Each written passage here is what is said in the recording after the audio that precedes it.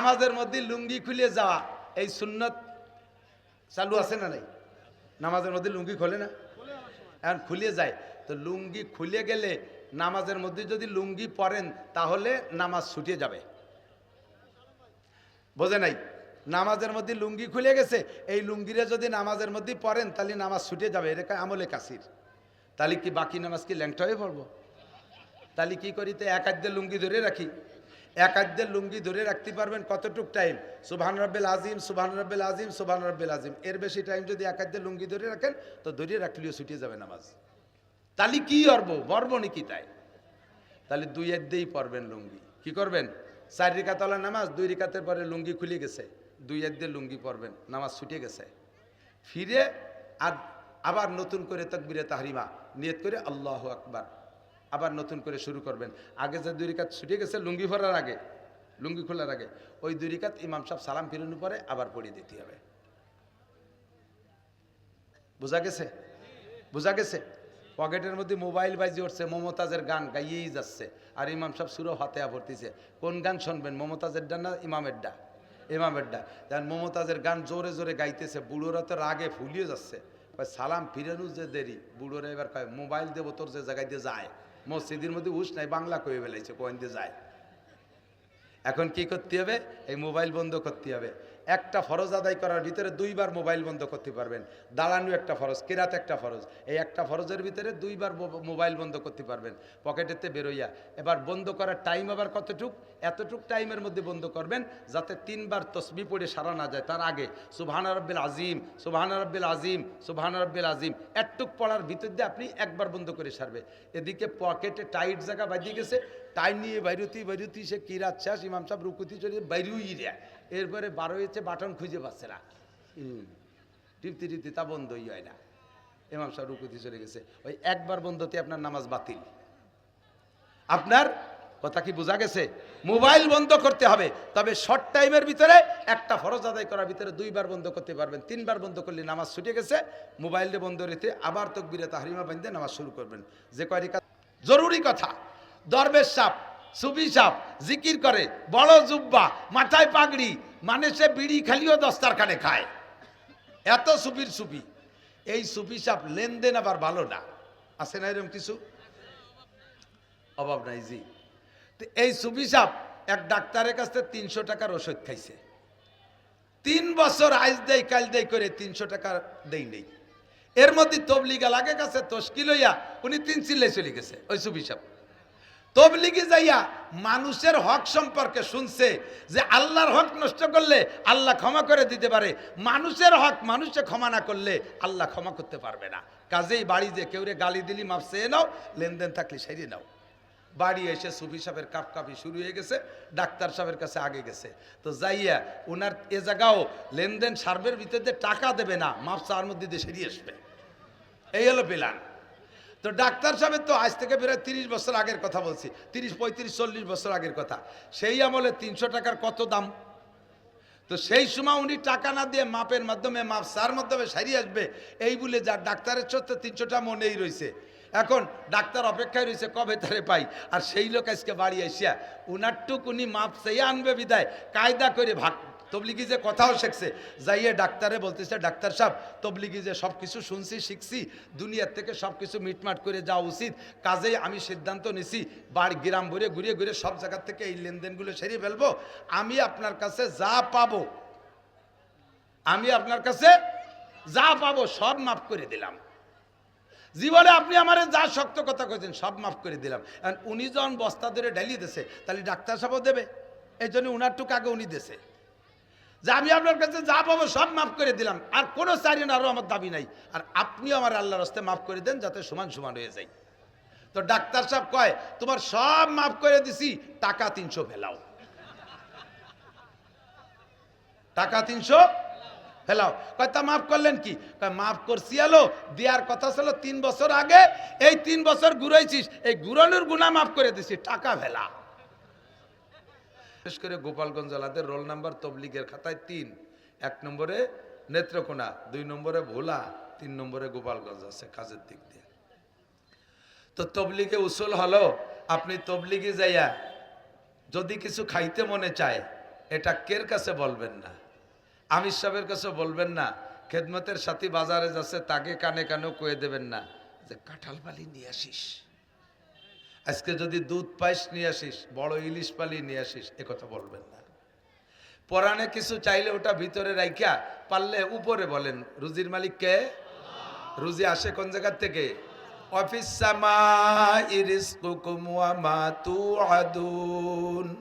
আসমান থেকে রুজি আসে, কাজে রুজি যার থেকে আসে তার কাছে বলো, ব্যক্ত করবা না। ফকরে খুদরা পে সে কাজ পায় দাম আকুন, নিজের কোনো চাহিদার অভাব মানুষের কাছে ব্যক্ত করবা না, ভিতরে রাখো। তাহলে দেখবেন মনে উঠছে, এই মনে উঠা অনুযায়ী ওয়ালাকুম ফিহা মা তাশতাহি আনফুসুকুম, জান্নাতের মতো মনে যা কল্পনা করবেন তা আল্লাহ পাক পৌঁছে দেবে জান্নাতের মধ্যে। কন্যা সুবহানাল্লাহ। আপনি তবলিগি যাইয়া এরকম মনের কথাটা, মনে কিছু খাবারের চাহিদা হলে ওটা ব্যক্ত করবেন না, দেখবেন চলে আসছে। বলবেন তো আর পাবেনই না, এটা আমি জানতাম না। তবলিগে যখন প্রথম গেছি, বেশ কয়েকদিন থাকার পরে দুধ খাইতে মনে চাচ্ছে। ওই এলাকায়, যে এলাকায় গেছি সেই এলাকায় দুধ আসে বাজারে বিকেলে বাজারে, আর আমাদের এদিকে আসে সকালে বাজারে, বিকেলে বাজারে দুধ আসে। খেদমতের সাথীকে বললাম ভাই দুধ খাইতে মনে চাচ্ছে, বাজারে দুধ পাইলে নিয়ে এসে। তো ওরা আমার জুনিয়র, আমার অনেক মহব্বত করে। আমি বড় হুজুর দুধের কথা বলছি, ওরা এক বাজারে গেছে দুধ পাই নেই, খবর পেয়ে আর এক বাজারে গেছে সেখানে দুধ পাইনি। বিকেলে বাজার ঘুরতে ঘুরতে রাত 8টা পর্যন্ত দুধ কোনো জায়গা পাইনি। আল্লাহ, পরে আমির সাহেব কয় যে হুজুর এই তবলিগি থেকে এইরকম কইলে পাওয়া যায় না, না কয়ে চুপ করে থাকলে সময় মতো পাওয়া যায়। এর কয়েকদিন পর পরানে চাচ্ছে কাঁঠাল, এখন কি এরি তা তো না করলে তো কিনা হবে না। কাঁঠাল খাইতে মনে চাচ্ছে, সিজন প্রায় শেষ, তারপরও এক কেমটি খুমটি দিয়ে তাকলাম চুপ করিয়া, কব না যাথায় কবালে, কব না কইতে কইতে আইজও পালাম না, কাইলও পালাম না। যেদিন চলে যাবো ওই মসজিদের থেকে সেই দিন এক মনোজনের এক কাঁঠাল আইছে, সবাই খাইয়ে দাইয়ে মহল্লা লাগে খাওয়াইয়ে আরো এক দিয়ে আর একদিন চলে গেলাম। মাহফিলের মাঝের ফাঁকা জায়গাটা বন্ধ করেন, তাহলে আল্লাহ তাআলা জান্নাতের মধ্যে জায়গা করে দিবেন, তার নিজের ওয়াদা। আল্লাহ পাক বলেন ওয়াইদা কিলা লাকুম তাফাসসাহু ফিল মাজালিস, যখন তোমাদের কোনো মজলিসে কেউ বলে যে ভাই জায়গা হচ্ছে না একটু আগায় বসেন, আল্লাহই বলে রেখেছেন 1500 বছর আগে কোরআনে কারীমের ভিতরে পাঠিয়েছেন। যখন তোমাদের বলা হয় যে কোনো মজলিসে জায়গা হচ্ছে না একটু আগাইয়া কেউ জায়গা করে দেন, আল্লাহ কয় ফাফসাহু, যদি তোমাদের কেউ বলে জায়গা করে দিতে তাহলে তুমি জায়গাটা করে দাও, একটু আগায় বসে জায়গা করে দাও। আপনি আল্লাহর কাছে বলবেন আল্লাহ আমি সেই মাগরিবের পরের থেকে আইসে দেখে শুনে ভালো জায়গা বসছি, আর এখন এই হুজুরটা টেনি টুনি আমার সাধারণ জায়গা নেবে, আমার ভালো জায়গা ছেড়ে দিয়ে আমারে কি দিবা কও, তাহলে বুঝে শুনে সেইভাবে ছাড়বো। আল্লাহ কাই আফসাহিল্লাহু লাকুম, তোমারে জান্নাতের মধ্যে জায়গা দেওয়া হবে। দুনিয়ার এই সদ্যির জায়গার দাম বেশি না জান্নাতের জায়গার দাম বেশি? শতকে 100 টাকা বেশি তো হবেই, কথা কন কত বেশি? জান্নাতীরা যখন জান্নাতে যাবেন আপনাদের হাতে মতির লাঠি দেওয়া হবে। মুরব্বীরা হাড়ের লাঠি হাতে রাখে না, বয়স হয়ে গেলে একটু শান শৌকত হয়, দেখতে সুন্দর লাগে। তো জান্নাতীদের হাতে আল্লাহ পাক মতির লাঠি দেবে। তো লাঠির মাথাটা সরুই হবে, দুনিয়ার যেমন লাঠির মাথা সরু হয় ওখানেও সরু হবে। তো লাঠির মাথা সরু হয়ে একটা লাঠিকে খাড়াভাবে রাখলে 1 বিঘে 2 বিঘে জায়গা তো আর দখল করে না, 1 আঙ্গুল পরিমাণ জায়গা। তো হাদিসের মধ্যে আসছে জান্নাতি মানুষের হাতের লাঠি খাড়াভাবে জমিনের উপরে রাখলে যতটুক জায়গা দখল করবে দুনিয়াকে কয়েকশো বার বিক্রি করলে ওই জায়গা সমপরিমাণ দাম হবে না। আপনারা যারা আগায় বসেছেন জান্নাতের মধ্যে বেশ খানিক জায়গা আপনার নামে দলিল হয়ে গেছে। এই জায়গাটা দলিল হলো আপনার নামে। কার নামে? আমার নামে। বলেন আমার নামে। তা বসবাস করবে Haripada, Gour Gobinda, Netanyahu, Joe Biden, Donald Trump, Narendra Modi, Aung San Suu Kyi, এই সাড়াল বাঙ্গাল কেউরের মধ্যে জায়গা দেবে না। জায়গা আপনার জায়গা, আপনিই থাকবেন। ঠিক কি ঠিক না? বলেন আলহামদুলিল্লাহ। तंदुरुस्ती गर नबाशत शीर शक्रे जहरे हस्त महबूब अगर खुश नबाशत बिस्तरे गुल खार हस्त। ফার্সিতে একটা শের বলে, শরীর যদি ভালো না থাকে দুধ চিনিও বিষের মতো মনে হয়, ঠিক না? এক বিছানায় শুয়ে রয়েছেন দুই দোস্ত, দিনের বেলা থেকে দোস্তর সাথে ঝামেলা শুরু হয়েছে। এই রাগারাগির ভিতর দিয়ে এক বিছানায় শোয়া লাগছে, শুইছেন। দুইজনের মন ভালো না, রাগারাগির মধ্যে দিয়ে শুইছেন। ফুল বিছানাও যদি দেয়, ফুল বিছানা কাটা কাটা মনে হবে। স্ত্রীর সাথে 3 দিন আগের থেকে কিলি লাগাইছেন, সেই স্ত্রী নিয়ে বিছানায় শুইছেন। কার মনে কি কয় কন্দি? বোর মনে কয় দামলা সরে না কে জায়গাতে, আপনার মনে কয় শয়তানটা আজকে বাপের বাড়ি গেল না কে। এক বিছানে ভালো লাগে না, ফুল বিছানা কাটা কাটা লাগে, শরীর ভালো না। কার কতক্ষণ ভালো থাকবে এটা তো কেউ বলতে পারবে না। ওমা তাদরি নাফসুম বিআইয়ি আরদিন তামুত, কে কোন জায়গায় গিয়ে মারা যাবে, কখন কে মারা যাবে এটা আল্লাহ ছাড়া কেউ জানে না।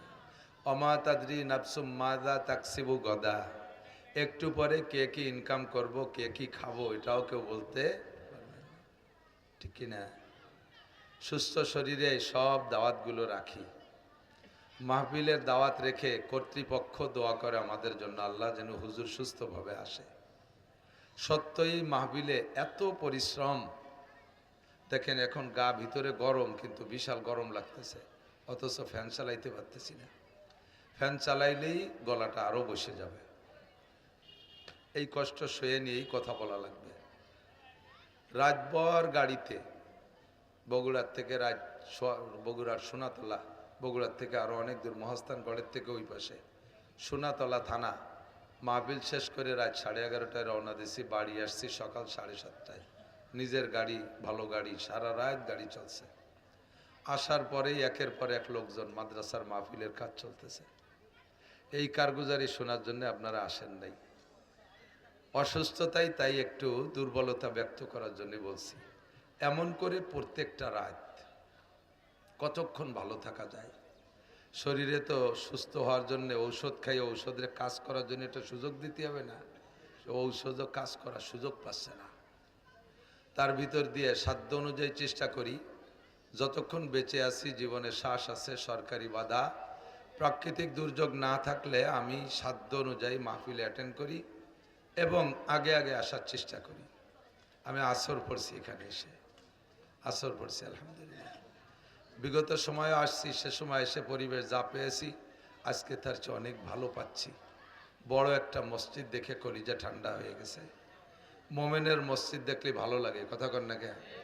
মসজিদটা দেখে ভালো লাগছে, তখন নিজেকে আমি সার্টিফিকেট দিলাম, তাহলে আমি মোমেন। কারণ আল্লাহ পাক বলেন, ইন্নামা ইয়ামুরু মাসাজিদাল্লাহি মান আমানা বিল্লাহ, মসজিদ আবাদ করে, মসজিদ নির্মাণ করে, মসজিদের খেদমত করে, মসজিদে যাতায়াত করে, মসজিদ দেখলে দোয়া পড়ে, মসজিদ দেখলে খুশি হয়, এরা কারা? ইয়ামুরু মাসাজিদাল্লাহি মান আমানা বিল্লাহ, যারা ঈমানদার। বলেন যারা। মন্দির দেখলে আপনাদের খুশি লাগে না? গির্জা দেখলে, প্যাগোডা দেখলে খুশি লাগে? মসজিদ দেখলে ভালো লাগে কি লাগে না? নামাজ যদি নাও পড়েন মুসলমানের সন্তান, মসজিদ দেখলে ভালো লাগে, ঠিক না? কাজে আপনারা সবাই মোমেন, বলেন আলহামদুলিল্লাহ। মোমেন হয়। এই পাশে পোলাপানে খুব ক্যাসর মেসর করতেছি, এগে একটু ঠেকা। এই ছোটরা সর, এই যে লাঠি নিয়ে গেল বাড়ি বেনে দিস, তাড়াতাড়ি সারি সার।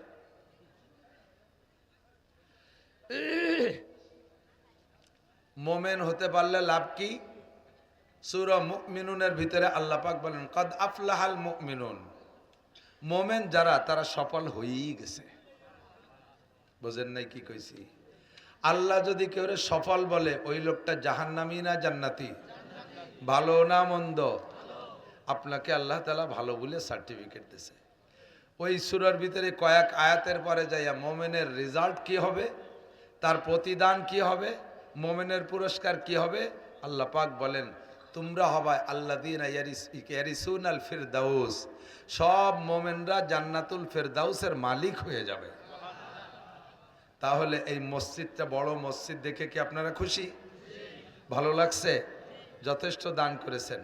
মৌলানা মিজানুর রহমান ফরিদিকে আল্লাহ তাআলা একটা কারামতি দিয়েছে। আমি 1 লক্ষ মানুষের কাছ থেকে যা আদায় করতে পারি ওই 100 মানুষের কাছে তার চেয়ে বেশি পারে। আর বয়ানের মধ্যে এমন একটা লজ্জাত আর মজা দিয়েছে আল্লাহ তাআলা যে কালেকশন দিয়ে শুরু করবে। আমরা তো এই এদিক থেকে গাই দোয়াতে গেলে আগে বাসুদ্য ফানাতে হয় না, ফানানো ছাড়া যদি বান টানে তাহলে বান ছিঁড়ে যাবে, দুধ বেরোবে না। আমরা হলো সেই ক্লাসের দুধলি। আর মিজানুর রহমান ফরিদি ফানানো ছাড়াই দোয়াই ফেলতে পারে। আল্লাহ তাআলা তার জবানে আরো বরকত বাড়ায় দিক, কানা আমিন। আল্লাহ তারে অনেক দিন বাঁচায় রাখুক সুস্থভাবে, কানা আমিন। আল্লাহ তাআলা তার দ্বারা জাতির এই খেদমতটা হচ্ছে। আমি পারি না বিদায় পরমেও লিখে দিছে আমি কালেকশন পারি না। আমি একদিকে দিতে পারবো না, আবার কালেকশন করে দিতে পারবো না। আমি তো 2টা লসের মধ্যে আছি। আর মৌলানা মিজানুর রহমান ফরিদিরে 2 টাকা দিলেও আপনাদের লস নাই, সে আপনাদের সেটা কামাই করে দিয়ে যেতে পারে। এজন্য আমারে দেন না দেন, তারে একটু বেশি দিন। আমি সব বক্তার জন্য তশকিল করি, কি যে পরিশ্রম জানেন না। বক্তারা সবাই হায়াত বেচে খাচ্ছে, বক্তারা হায়াত বিক্রি করে খাচ্ছে। আমার সমসাথী যারা, তাদের অনেকের দাড়ি একটাও পাকি নেই। আর আমি বুড়ো হয়ে গেছি। আমার মেয়েটা, ছোট্ট মেয়েটাকে, আব্বু তুমি ওয়াজ কালাম বাদ দাও, আমাকে জাগা জমি যা আছে তুমি আলনাঙ্গল চুষে টুষে এই পাটকুষ্টা বুনোই আমাকে খাওয়াও। তুমি ওয়াজ করতে করতে বুড়ো হয়ে যাচ্ছ। এই জন্য বক্তাদের প্রতি আপনারা সহানুভূতি রাখবেন, দরদ রাখবেন, ভালোবাসা রাখবেন। আসার পরে তাদের মন মাইন্ড নষ্ট হওয়ার মতো কোনো কথা বলবেন না। আর আরেকটা কথা বলে দেই, সেটা হলো কোনো বক্তারে ওয়াজের আগে শিখিয়ে দেবেন না, হুজুর এইডে বলবেন, এইডে বলবেন, এইডে বলবেন। আপনি এইডে বললে খুব ভালো লাগে, যেটা শিখিয়ে দেবেন ওই দিন ওইটা বাদ হয়ে যাবে। তবলিগি মিজাজে বসবেন। তবলিগি গেছেন নাকি আপনারা? না গেলেও পক্ষে কারা একটু হাত দেখাবেন তবলিগের পক্ষে? আলহামদুলিল্লাহ, আমার গোপালগঞ্জের মানুষ তবলিগের পক্ষে থাকবেই। গোপালগঞ্জ, মাদারীপুর, শরীয়তপুর, সারা বাংলাদেশে, সারা পৃথিবীতে তবলিগ। বিশেষ করে গোপালগঞ্জ জেলাদের রোল নাম্বার তবলিগের খাতায় 3। 1 নম্বরে নেত্রকোনা, 2 নম্বরে ভোলা, 3 নম্বরে গোপালগঞ্জ আছে কাজের দিক দিয়ে। তো তবলিগে উসুল হলো, আপনি তবলিগে যাইয়া যদি কিছু খাইতে মনে চায়, এটা কের কাছে বলবেন না, আমির সাহেবের কাছে বলবেন না, খেদমতের সাথী বাজারে যাচ্ছে তাকে কানে কানেও কয়ে দেবেন না যে কাঁঠাল পালি নিয়ে আসিস, আজকে যদি দুধ পাইস নিয়ে আসিস, বড় ইলিশ পালি নিয়ে আসিস, একথা বলবেন না। পরাণে কিছু চাইলে ওটা ভিতরে রাইখা পারলে উপরে বলেন, রুজির মালিক কে? রুজি আসে কোন জায়গার থেকে? অফিস সামাই রিজকুকুম ওয়া মা তুআদুন। আসমান থেকে রুজি আসে, কাজে রুজি যার থেকে আসে তার কাছে বলো, ব্যক্ত করবা না। ফকরে খুদরা পে শেখাস পায় দাম আকুন, নিজের কোনো চাহিদার অভাব মানুষের কাছে ব্যক্ত করবা না, ভিতরে রাখো। তাহলে দেখবেন মনে উঠছে, এই মনে উঠা অনুযায়ী ওয়ালাকুম ফিহা মা তাশতাহি আনফুসুকুম, জান্নাতের মতো মনে যা কল্পনা করবেন তা আল্লাহ পাক পৌঁছে দেবে জান্নাতের মধ্যে। কন্যা সুবহানাল্লাহ। আপনি তবলিগি যাইয়া এরকম মনের কথাটা, মনে কিছু খাবারের চাহিদা হলে ওটা ব্যক্ত করবেন না, দেখবেন চলে আসছে। বলবেন তো আর পাবেনই না। এটা আমি জানতাম না। তবলিগে যখন প্রথম গেছি, বেশ কয়েকদিন থাকার পরে দুধ খাইতে মনে চাচ্ছে। ওই এলাকায়, যে এলাকায় গেছি সেই এলাকায় দুধ আসে বাজারে বিকেলে বাজারে, আর আমাদের এদিকে আসে সকালে বাজারে। বিকেলে বাজারে দুধ আসে। খেদমতের সাথীকে বললাম, ভাই দুধ খাইতে মনে চাচ্ছে, বাজারে দুধ পাইলে নিয়ে এসে। তো ওরা আমার জুনিয়র, আমার অনেক মহব্বত করে। আমি বড় হুজুর দুধের কথা বলছি, ওরা এক বাজারে গেছে দুধ পাই নেই, খবর পেয়ে আর এক বাজারে গেছে, সেখানে দুধ পাইনি। বিকেলে বাজার ঘুরতে ঘুরতে রাত 8টা পর্যন্ত দুধ কোনো জায়গা পাইনি। আল্লাহ। পরে আমির সাহেব কয় যে হুজুর এই তবলিগি থেকে এইরকম কইলে পাওয়া যায় না, না কয়ে চুপ করে থাকলে সময় মতো পাওয়া যায়। এর কয়েকদিন পর পরানে চাচ্ছে কাঁঠাল, এখন কি এরি, তা তো না করলে তো কিনা হবে না। কাঁঠাল খাইতে মনে চাচ্ছে, সিজন প্রায় শেষ। তারপরও এক খেমটি খুমটি দিয়ে তাকলাম চুপ করিয়া, কব না, যা থাকে কবালে কব না। কইতে কইতে আইজও পালাম না, কাইলও পালাম না। যেদিন চলে যাবো ওই মসজিদের থেকে, সেই দিন 1 মণ ওজনের এক কাঁঠাল আইছে। সবাই খাইয়ে দাইয়ে মহল্লা লাগে খাওয়াইয়ে আরো এক কোন দিয়ে আর একদিন চলে গেলাম।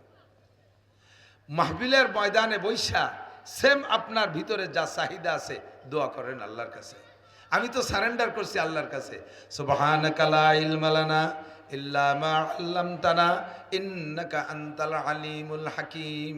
আমি কিছু জানি না আল্লাহ, এই এত মানুষ বসে রয়েছে, এদের সকলের চাহিদা অনুযায়ী যা দরকার তুমি আল্লাহ আমার মাথার মধ্যে ঢুকাইয়া দাও। আমি আল্লাহর কাছে সারেন্ডার করছি। এবার আপনার চাহিদা কি আমি জানি না, আপনি ভিতরে রাখেন, দেখবেন যে বক্তার মুখ দিয়ে সেগুলো চলে আসতেছে। খুশি হয়ে যাবেন ইনশাআল্লাহ, এবং শিখবেন আর আমল করবেন। রাজি আছেন না ইনশাআল্লাহ? রাজি আছেন না? আমাদের জন্ম, আমাদের দুনিয়ায় আগমনের সূচনা হয়েছে সর্বপ্রথম কার থেকে জানেন? কার থেকে? আদম আলাইহিস সালাম। কার থেকে? আদম আলাইহিস সালাম। আদম নবী আলাইহিস সালাম। এই আদম আলাইহিস সালাম কি সাধারণ আইলিও নাংলা কৃষক পাবলিক? উনি কি IA B M A doctor engineer? উনি বহুত বড়। এই ছোটরা, তোমাকে যার যার যার দরকার হয় যাই ফেলো, আর উঠলি কিন্তু খবর আছে। যা যা যা তাড়াতাড়ি গেলি, যা ওরে যাতে দেন। তুই দি স্কুলিতে আইছিস নাকি? প্রাইভেট পড়তে গেছিল, ভালো ছেলে। আল্লাহ তো আদম আলাইহিস সালামকে বানাইয়া, বানাবেন কিস্সাগুলোর থেকে অনেক, সেগুলো জানেন, বলবো না, যেটুক বলবো বলে নিয়ত করছি। ফেরেশতারা মৌন অসমর্থন জানাইছিলেন। ফেরেশতারা এর আগে এই দুনিয়া তো ফেরেশতারা পরিচালনা করে আসতেছে, খেদমতের দায়িত্ব পালন করে আসতেছে সর্বকালে, উন্ডাই ভলেন্টিয়ার। তো জিনরা ছিল এই জগতে লক্ষ লক্ষ বছর। জিনরা এমনি জাতিগতভাবে আগুনের তৈরি, আর আগুন একটা উচ্ছৃঙ্খল পদার্থ, যাতে লাগাই দেয় তারে পুড়িয়ে ছাই বানায় ফেলে, খেয়ানত করে, আগুনের স্বভাব। সে আগুন দিয়ে জিন বানানোর কারণে তারা এই জগৎটাকে এমন বিশৃঙ্খলায় পরিণত করছে, আল্লাহ পাক সহ্য করতে না পারে, কয় ধর মার। এবার ফেরেশতা বাহিনীকে নামাই দিয়া এক সাইডে গণ ধুলাই দিয়ে হাজার হাজার লক্ষ লক্ষ কোটি কোটি মাইরিয়ে সাফ করে ফেলাইছে। দুই একটা আগানে বাগানে কোনা কানায় পাহাড়ের গর্তের মধ্যে ফলাইছিল। ফেরেশতারা জানে না তা না, জানিও আল্লাহ পাক রব্বুল আলামিনকে যেটা ভালোই রে ফলাইছে ওরে দেহিও দেহিস না, ও থাক, পরে কাজে লাগবে না কাম করতে। তো সেইগুলোর ভিতরে ইবলিস একটা রয়ে গেছে। ফেরেশতাদের এই জিনদের এই হালাত দেখা পরবর্তীতে আল্লাহ যখন মানুষ বানানোর প্রস্তাব দিলেন, তখন ফেরেশতারা কয় আতাজআলু ফিহা মাইয়ুফসিদু ফিহা ওয়া ইয়াসফিকুদ দিমা। এই জিনরা যা করছে তো চোখের সামনে দেখছি, পরে যাদেরকে বানাবা তারা কি আবার এমন কোন জাতি উচ্ছৃঙ্খলা করবে, বিশৃঙ্খলা করবে, খুনোখুনি করবে, আদাহাত জাগার জন্য লক্ষ লক্ষ কোটি কোটি টাকা কোর্ট কাছারি আদালত ফৌজদের রীতি নষ্ট করবে, স্বামীতে স্ত্রীরে জবই দেবে, স্ত্রীতে স্বামীরে ফাঁসি দিয়ে মারবে, মা আকাম করে ধরা পড়ছে ছেলেদের হাতে, ছোট বাচ্চারা দেখে ফেলাইছে বিদায় মাতে সেই বাচ্চারে মারি ফেলাই দেবে, এইরকম আকাম করা পাল্টি তুমি আবার বানাবা নাকি?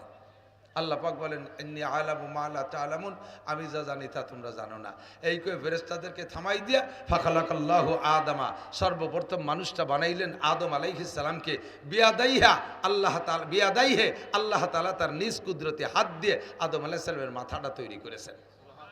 ফেরেশতাদেরকে একটা খাকা একটা স্ট্রাকচার দিয়েছে, এইভাবে মাটি দিয়ে গলার নিচের টুক বানাও। ফেরেশতারা নিচের টুক বানায়, আল্লাহ আদমকে এই টুক, এখনো পর্যন্ত মাথা সম্পর্কে ফেরেশতাদের অভিজ্ঞতা নাই। আল্লাহ কয় আদম যদি ওইটুক হয় তা কথা কবে কি দেশে? স্পিকার কো, হেডলাইট, চোখ তাকো, দেখবে কি দিয়ে? শুনবে সেই ইয়ারফোন কো, কান কো? কয় তা কিভাবে বানাতে হবে? কয় যে এই পাশে অল্প জায়গার মধ্যে এই আসল পার্টসগুলো বানাইতে হবে, এটা তোমরা পারবা না, ওইটুকু আমি নিজে হাতে বানাই। আল্লাহ পাক নিজ হাতে আদম আলাইহিস সালামের গলার উপরের টুক বানাইছে। তো আদমের গলার উপরের টুক বানাইছে মানে আমার আপনার সকলের গলার উপরের টুকে আল্লাহ নিজ কুদরতে হাত দিয়ে তৈরি করেছেন। বলেন আলহামদুলিল্লাহ, আলহামদুলিল্লাহ। তাহলে এবার জানতে পারলাম আমাদের সর্বপ্রথম মানুষটার নাম আদম আলাইহিস সালাম। ফেরেশতারা যে মৌন নিষেধ করেছিলেন আর আল্লাহ পাক তার ইচ্ছা মতো বানাইলেন, এবার আল্লাহ পাক ফেরেশতাদের চাইতে আদমের সম্মান বেশি প্রদর্শন করার জন্য আদম আলাইহিস সালামকে উপস্থিত কইরা কিয়ামত পর্যন্ত যত আসবাব দুনিয়ায় মানুষে আবিষ্কার করবে, এ মোবাইল তো আদম আলাইহিস সালামের সময় ছিল না, মাইক ছিল না, লাইট ছিল না, কারেন্ট ছিল না, কত কিছুই ছিল না, একেবারে সাদা মাঠ। কিচ্ছুই ছিল না।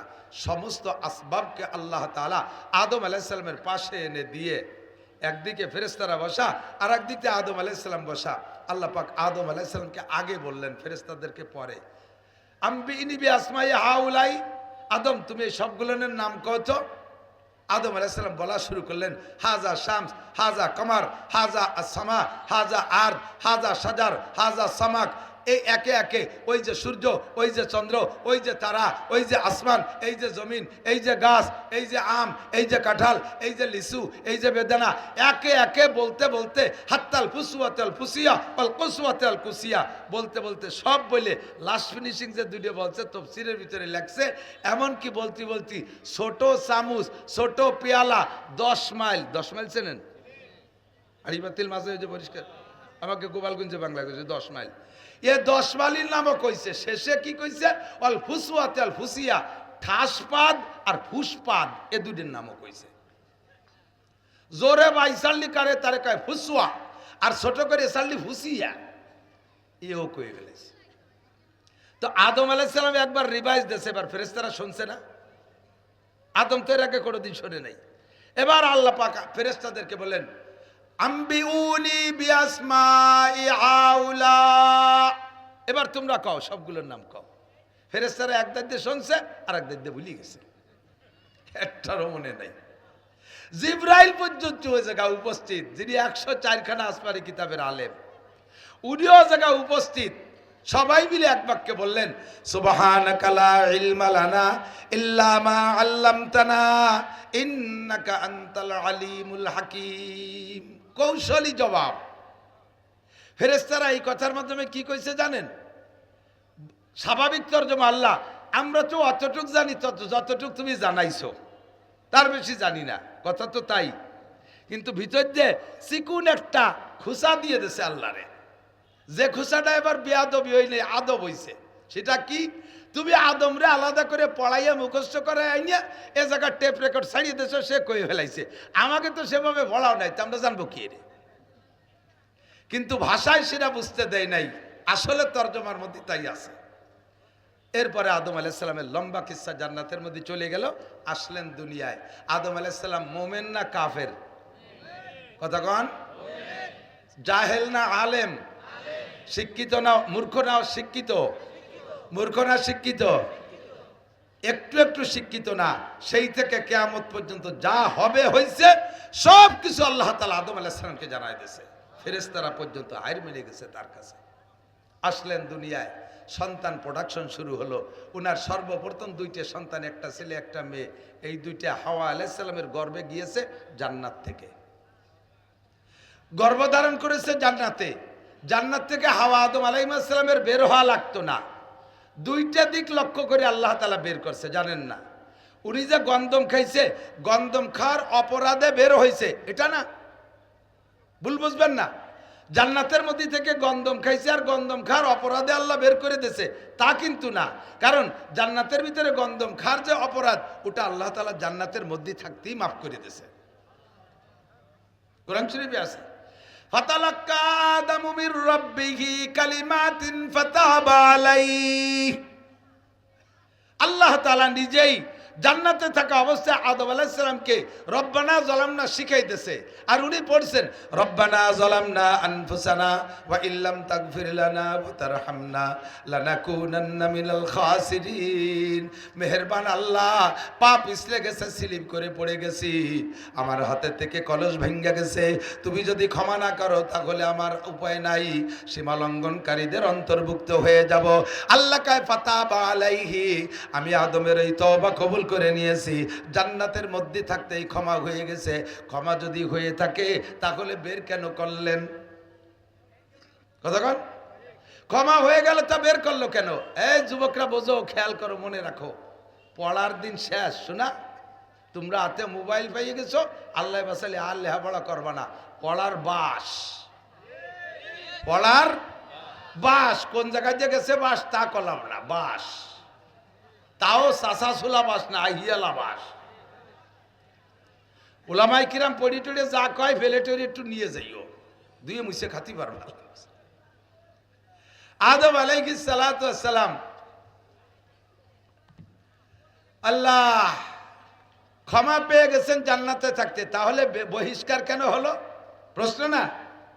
উনার স্ত্রীর দুইজনে মিলে এক সমস্যা হয়েছে, সেটা হলো এক নম্বর সমস্যা যতদিন জান্নাতের বৈধ খানা খাইছে অতদিন পায়খানা আসে নাই।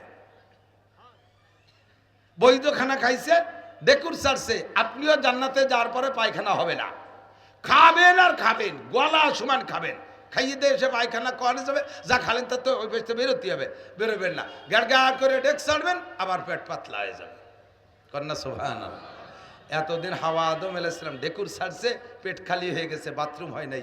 আজকে এই যে গন্দম খাওয়ার পরে ক্ষমা হয়ে গেছে রব্বানা জালামনা বলার পরে, কিন্তু গন্দম খাওয়ার পরে পেটের মধ্যে ওজন ঠেকতেছে, নিচের দিক ডাউন বাপ।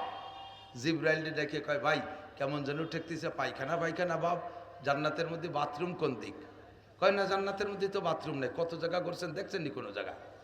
কয় তেমন কি রি? জিবরিল আলাইহিস সালাম আল্লাহকে বললেন, আল্লাহ তোমার আদমের বাথরুম আসছে, জান্নাতের মধ্যে তো বাথরুম নেই, যাবে কোথায়? কয় যে বাথরুম হলো জান্নাতের মধ্যে বাথরুম নাই, দুনিয়া নামক একটা বাথরুম আছে, ওই জায়গায় যে পায়খানা করে চলে আসতে হবে। এই বাথরুম করতে দুনিয়ায় পাঠাইছে। দুনিয়া আদম আলাইহিস সালামের পায়খানা, এক নম্বর। দুই নম্বর, জান্নাতের ভিতরে নারীদের ডেলিভারি হবে না, জান্নাতের মধ্যে নারীদের ডেলিভারি হবে না, বাচ্চা গর্ভধারণ করবে না।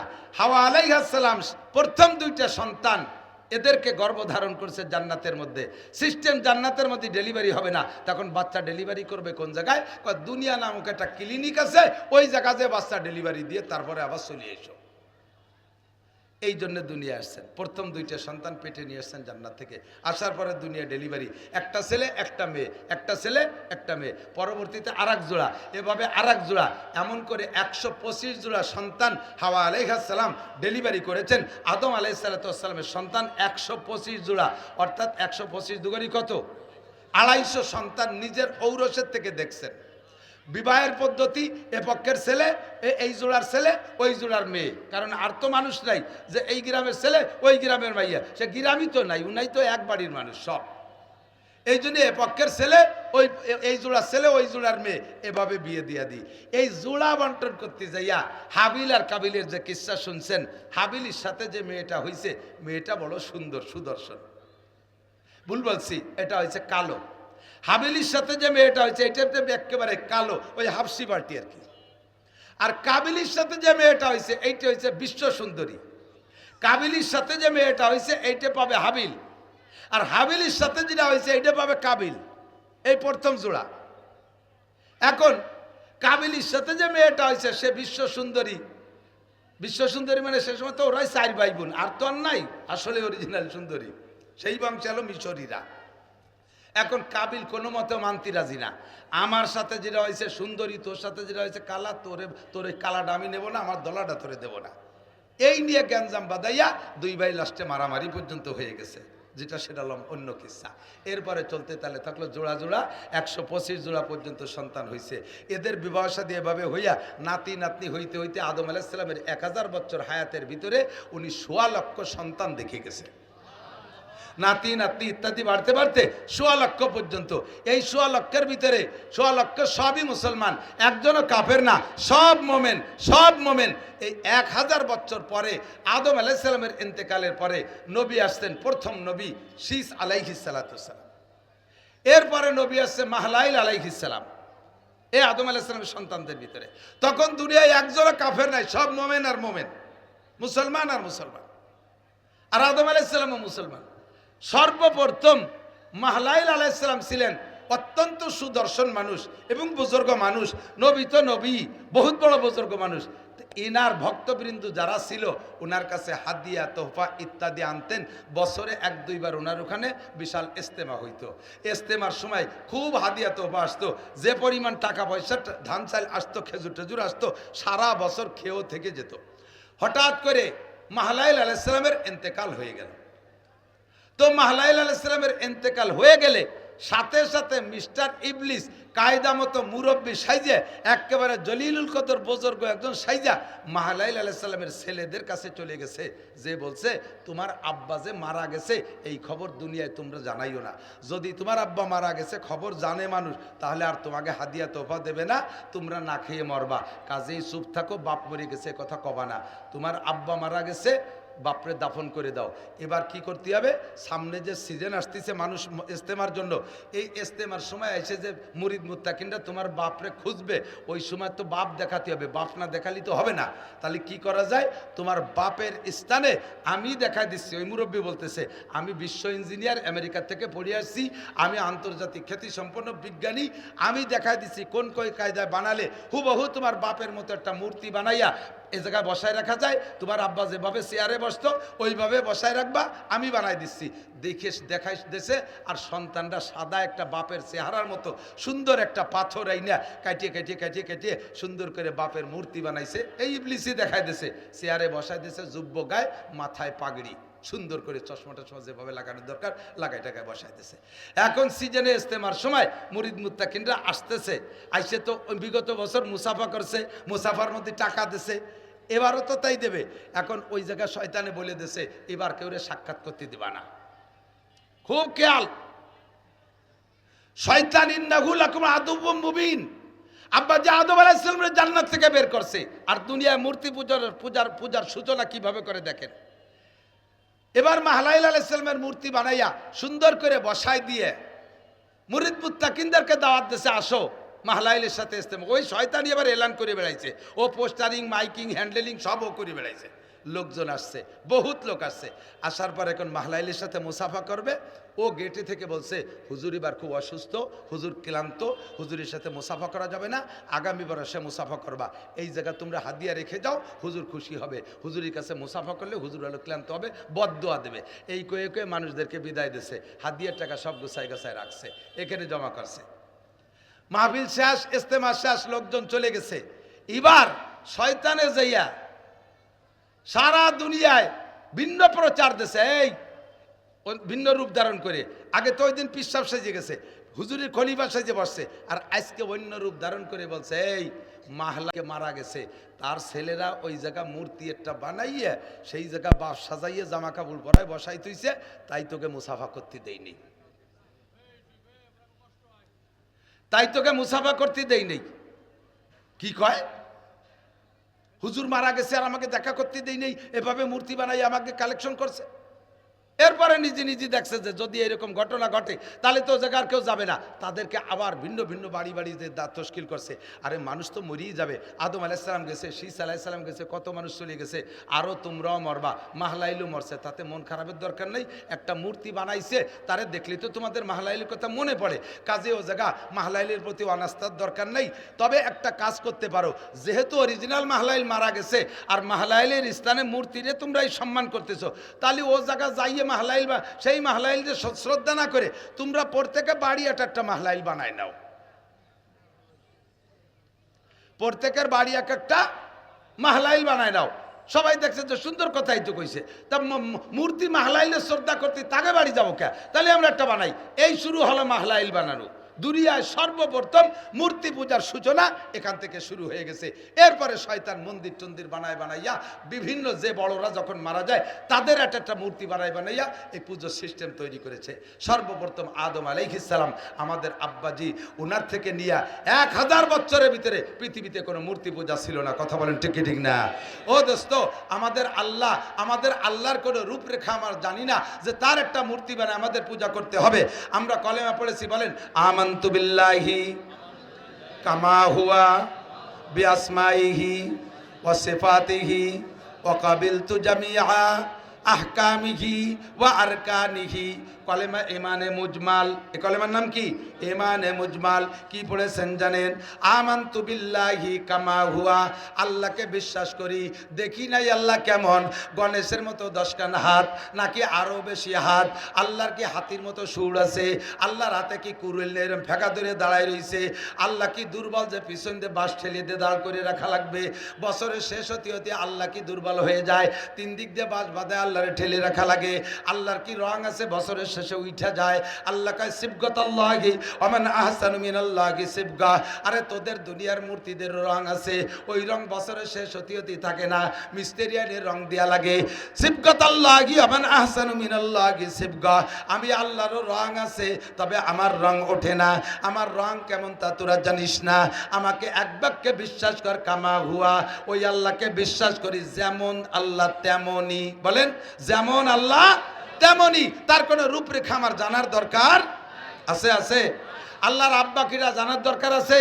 আল্লাহর মা কিরা জানার দরকার আছে? আল্লাহর সৃষ্টিকর্তাকে জানার দরকার আছে? আরে আমার সৃষ্টিকর্তা আল্লাহ, তাই আমি জানলেই যথেষ্ট। আমার আল্লাহর সৃষ্টিকর্তা জানার দরকার আমার নাই, আমার নাই। ঠিক কি না? আল্লাহ পাক রব্বুল আলামিন আমাদেরকে দুনিয়ায় পাঠিয়েছেন, আমাদেরকে জান্নাত থেকে পাঠাইছে। আব্বাজির বাড়ি জান্নাত, মার বাড়িও জান্নাত। বাপের সূত্রে যে সম্পদ পায়, সম্পদের নাম হলো পৈতৃক সম্পদ, নাকি বলেন? আর মাম বাড়ির থেকে, নানা বাড়ির থেকে মায়ের সূত্রে যে সম্পদ পায় তার কয় মাতুল সত্য। ঠিক কি ঠিক না? তাহলে আব্বাজির বাড়িও জান্নাত, মার বাড়িও জান্নাত। আমাদের পৈতৃক সম্পদও জান্নাত, মাতুল সত্য জান্নাত।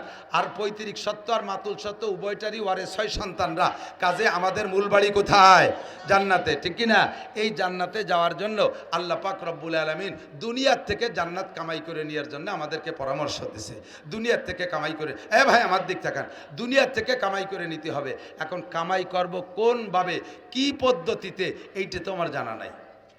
ইচ্ছে মতো মন গড়া আমি দুনিয়া জান্নাত কামাই করার সিস্টেম তৈরি করলাম, অরিজিনাল ওইটা সিস্টেম না, তাহলে আমার হবে না।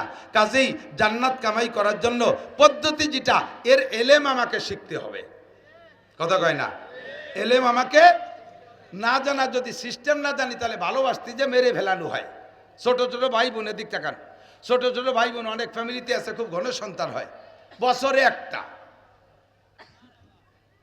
ওই বাড়ি খুশি হয়েছে, সুবহানাল্লাহ। বছরে একটা, হ্যাঁ বলেন সুবহানাল্লাহ, আলহামদুলিল্লাহ। কোটি কোটি টাকার মালিক, কত ডাক্তার দেখাইলো দেশ বিদেশ ঘুরিয়া, একটা সন্তানও হওয়াতে পারতেছে না। গরিব মানুষ ভিক্ষা করে খায়, আল্লাহর রহমতে বছরে বছরে একটা পায়। এটা আল্লাহর নিয়ামত, ঠিক কি না? ও দোস্ত, আল্লাহ, কষ্ট হয়ে যাচ্ছে। আমাদেরকে আল্লাহ পাক রব্বুল আলামিন সন্তান দেয়, বলি শুকর আদায় করি আলহামদুলিল্লাহ। তো এমন গণ করিয়া প্রত্যেক বছরে একটা বাড়িও আমি দেখছি। তো যেটা একেবারে লাস্ট, ওটা বসা শিখছে। তার ইমিডিয়েটলি বড় যেটা, সেটা আটা শিখছে। তার চেয়ে বড় যেটা, সেটা আর একটু আটা শিখছে, একটু দৌড়নি শিখছে, নাক দিয়ে শিয়েন পড়ে। তার বড়টা হয়তো কেবল স্কুলে একটু যাইতে পারে। এইভাবেই 6, 7, 8, 10টা হয়ে গেছে।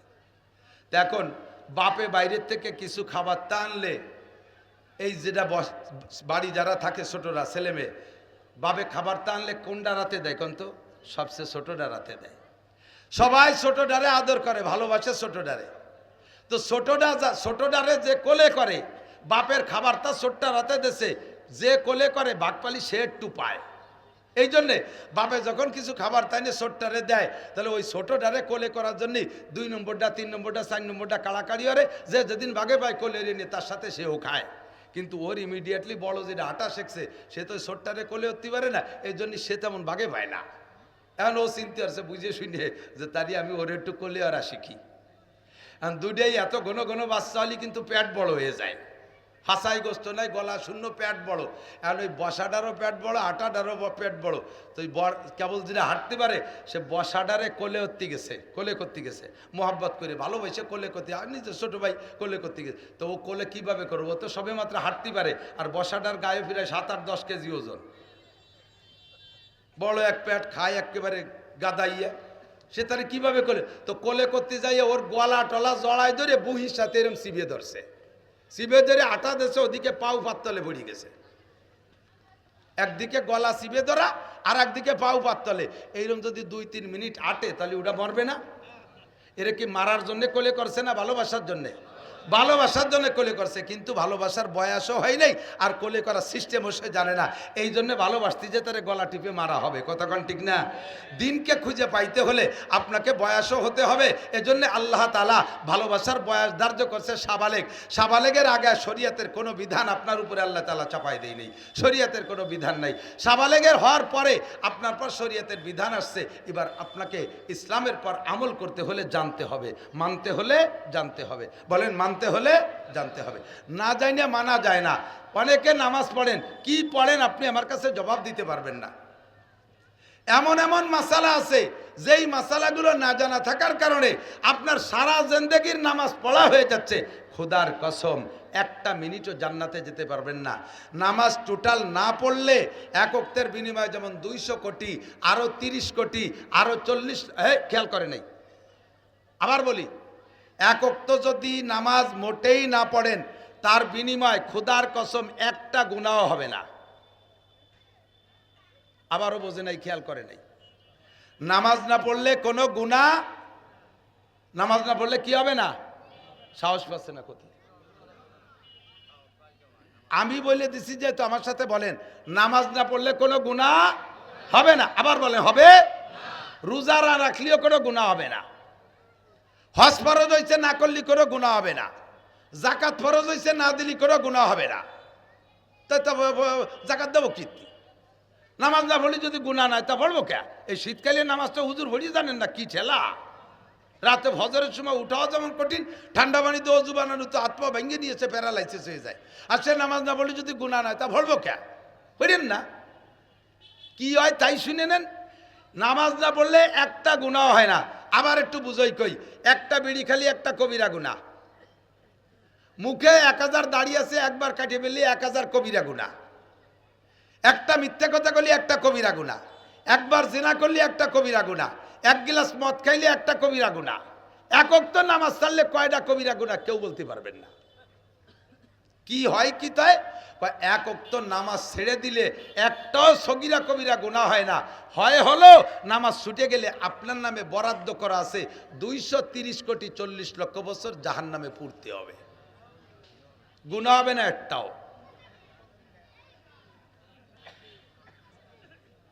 কথা কি বুঝছেন? এরপরে আর একটু বোঝেন, আর একটু ভালো করে বুঝবে। জিনা করছেন, তওবা করছেন, মাপ। চুরি করছেন, তওবা করছেন, মাপ। বিড়ি খাইছেন, তওবা করছেন, মাপ। বেপরদা করছেন, তওবা করছেন, মাপ। গাঁজা খাইছেন, তওবা করছেন, মাপ। সারা জীবন পরে 60 বছর নামাজ পড়েন নাই, মরার আগে আস্তাগফিরুল্লাহ পড়ছেন, এক ওয়াক্ত নামাজও মাপ হবে না। সারা জীবন ভরে রোজা রাখেন নাই, মরার আগে আস্তাগফিরুল্লাহকে রোজার থেকে তওবা করছেন, ক্ষমা হবে না, রোজার শাস্তি আপনাকে খাটতে হবে। আবার বোঝেন, যদি এই তওবার দ্বারা নামাজ আর রোজার হজ আর যাকাত মাফ হইতো, আর মাফ হওয়ার দ্বারা বিচার কি? আল্লাহ পাক বলেন, যাকে আমি ক্ষমা করে দেই, যে গুনাহ থেকে ক্ষমা করে ওই গুনাহগুলো নেকি বানাই দেই। তাহলে আপনি মরার আগে সারা জীবন ভরে নামাজ না পড়ে আস্তাগফিরুল্লাহ পড়িয়ে আপনি সারা জীবনের নামাজের পরিবর্তে সমপরিমাণ নামাজ নিয়ে ক্ষমা তো পাইয়েই গেলেন, সমপরিমাণ নামাজ নিয়ে ভেস্তে চলে যাবেন। তা আমি বিটা 60 বছর খাইটে পিঠে ভরিয়ে কি এলো? তাহলে কেউ বলবো না মরার আগে আস্তাগফিরুল্লাহ কেউ মরবো। ভালো করে বোঝেন, এই আমার এলাকায় এক লোক সুফি সাহেব দরবেশ, খুব বুঝতে হবে, এদিক তাকান, জরুরি কথা। দরবেশ সাহেব, সুফি সাহেব জিকির করে, বড় জুব্বা, মাথায় পাগড়ি, মানে সে বিড়ি খালিও দস্তারখানে খায়, এত সুফির সুফি। এই সুফি সাহেব লেনদেন আবার ভালো না, আছে না এরকম কিছু? অভাব নাই জি। এই সুফি সাহেব এক ডাক্তারের কাছে 300 টাকার ওষুধ খাইছে। 3 বছর আইজ দেয় কাল দেয় করে 300 টাকা দেই নেই। এর মধ্যে তবলিগা লাগে কাছে তশকি লইয়া উনি 3 চিল্লাই চলে গেছে। ওই সুফি সাহেব তবলিগে যাইয়া মানুষের হক সম্পর্কে শুনছে যে আল্লাহর হক নষ্ট করলে আল্লাহ ক্ষমা করে দিতে পারে, মানুষের হক মানুষে ক্ষমা না করলে আল্লাহ ক্ষমা করতে পারবে না। কাজেই বাড়ি যে কেউ রে গালি দিলি মাপ চেয়ে নাও, লেনদেন থাকলে সেরে নাও। বাড়ি এসে সুফি সাহেবের কাপকাপি শুরু হয়ে গেছে, ডাক্তার সাহেবের কাছে আগে গেছে। তো যাইয়া ওনার এ জায়গাও লেনদেন সার্ভের ভিতরে টাকা দেবে না, মাপ চার মধ্যে দিয়ে সেরিয়ে আসবে, এই হলো প্ল্যান। তো ডাক্তার সাহেব তো আজ থেকে প্রায় 30 বছর আগের কথা বলছি, 30, 35, 40 বছর আগের কথা। সেই আমলে 300 টাকার কত দাম। তো সেই সময় উনি টাকা না দিয়ে মাপের মাধ্যমে সার মাধ্যমে সারিয়ে আসবে এই বলে যা ডাক্তারের সত্যি 300টা মনেই রয়েছে। এখন ডাক্তার অপেক্ষায় রয়েছে কবে তারে পাই। আর সেই লোক আজকে বাড়ি আসিয়া উনারটুক উনি মাপ সেই আনবে বিদায় কায়দা করে ভাগ তবলিগি যে কথাও শিখছে যাইয়ে ডাক্তারে বলতেছে, ডাক্তার সাহেব তবলিগি যে সব কিছু শুনছি শিখছি, দুনিয়ার থেকে সব কিছু মিটমাট করে যাওয়া উচিত, কাজেই আমি সিদ্ধান্ত নিছি বাড়ি গ্রাম ভরে ঘুরিয়ে ঘুরে সব জায়গার থেকে এই লেনদেনগুলো সেরে ফেলবো। আমি আপনার কাছে যা পাবো, আমি আপনার কাছে যা পাবো সব মাফ করে দিলাম। জীবনে আপনি আমার যা শক্ত কথা কইছেন সব মাফ করে দিলাম।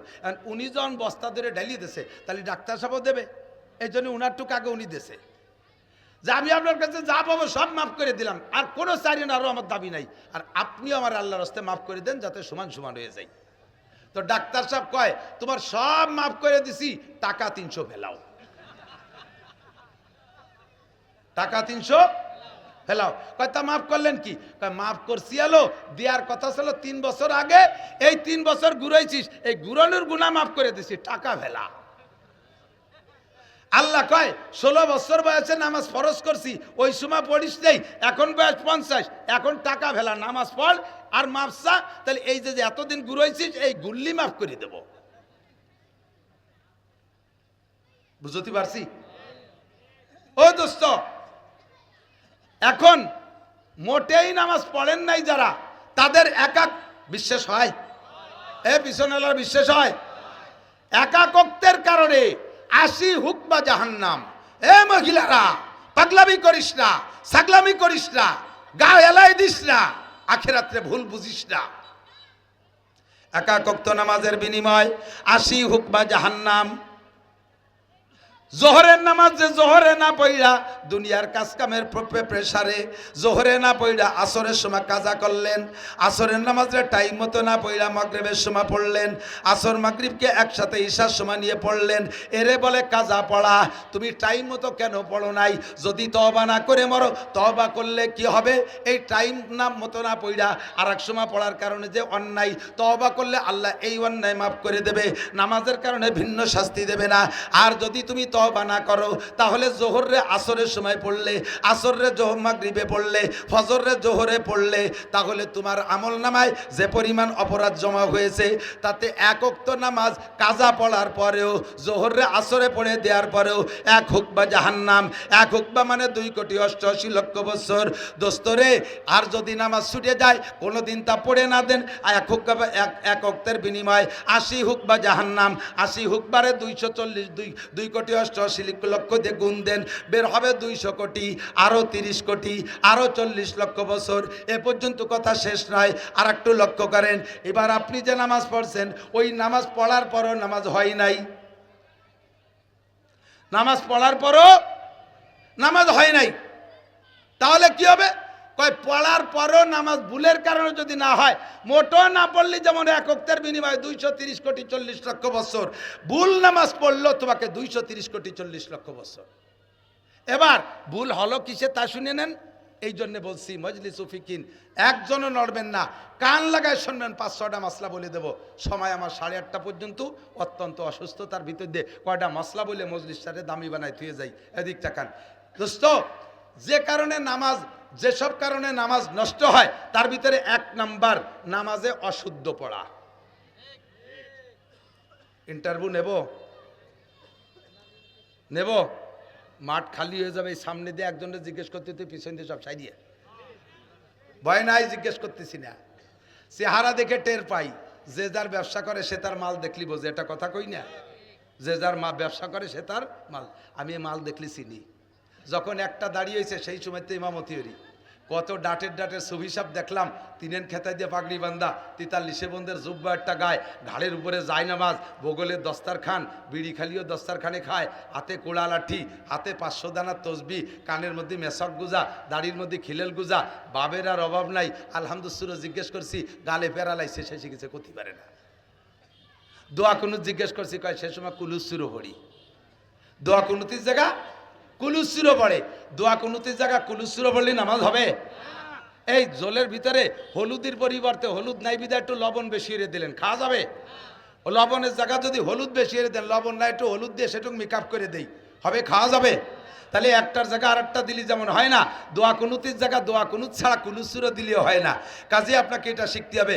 দুনিয়ার সব কিছু জানলেন, আইএ পড়লেন, বিএ পড়লেন, এমএ পড়লেন, ইংরেজি জানেন, অঙ্ক জানেন, বাংলা জানেন, পর্সা জানেন, দলিল জানেন, এসএ জানেন, বিআরএস জানেন, এসিএস জানেন, কত কিছু শিখলেন। আপনি জমিখাত মাপা শিখলেন, আপনি আল্লাহর কোরআনটা মাপা শিখলেন না কে? আপনি কোরআনটা পড়া শিখলেন না কে? মমতাজের কণ্ঠে গান গায়, এই যে বুড়ো, আর বাবা বুড়ো ধান কাটে আর জাকি কুটি কুটি জাকি, লক্ষ্য করে শুনি যে মমতাজের গান গাইছে, বুকটা ভাটে যায়, এই ছোট ছোট জাকি দেয়। বুড়ো লালন স্যার গান গায়, বিজয় সরকারের গান গায়, একেবারে হুবহু জাকিতি কণ্ঠে মিল। এই পৃথিবী, এই সময় একটু গান এরম দিতে হয়, এই পৃথিবী যেমনই আছে তেমনই পড়ে রবে। এই জায়গার সামনের দিক দুটি জাকি আছে।